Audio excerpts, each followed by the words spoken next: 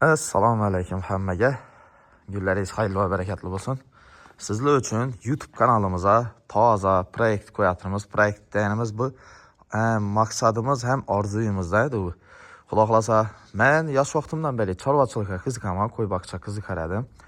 Bu videoni qo'yishdan maqsad hozirgi yosh farzandlarimizga o'rnak bo'lishida maqsadimda qo'yatimiz. Xudo xolasa, men evveldan o'zi qo'y olib boqardim, qo'yga qiziqardim, hobbim edi. Xudo xolasa men noishat chekman bu yerda. Ina ishi evvelgi qo'yxonamiz bu. Men buni xudo xolasa yengilimandan bu yerda xudo xolasa qo'ylarni zo'r paroda, keyin ana bola qo'ylarni boqib, ishlar ham inamdatib, xushlayatib, tini pollatib, ispis chiqmidonatib, variantlanatib, qo'ylarni boqib, ko'paytirib, sizlar bilan ishlarda masalan ichchali yem olaman, qo'yni ichcha so'm oldim, ichcha so'm foyda qilib turibdi. Hammasini shu kanalda qo'yib o'tchakman. Xudo xolasa bu yerda bir qo'ydan ikki qo'ydan boshlaymandan ko'paytirib, shu qo'ylarni hammasini olib sotib, ikki oyda, ikki yilda farqi yo'q. Endi ko'ramiz. Hammasi Allohdan. 500 million so'm olib borib turib, sizlar bilan birgalikda ko'rib borasizlar.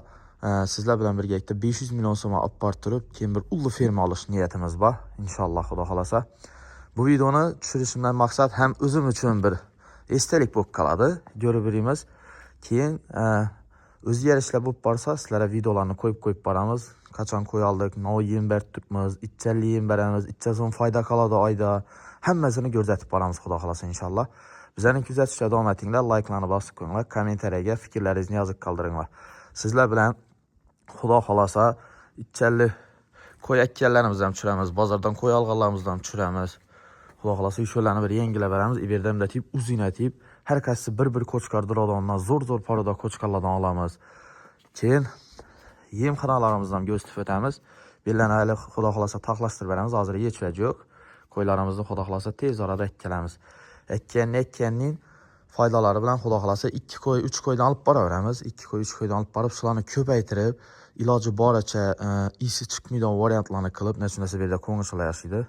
Qo'ng'ishlar yonida isi chiqmaydigan etib, akkuratnatib boqib, kimashning xizmatlar kerak bo'lsa, qo'y, samizgina qo'ylar kerak bo'lsa, bemalol sotib foydalanib, oshi pulimizni masalan 500 million so'm olib borgandan keyin ulli ferma olish niyatimiz bor.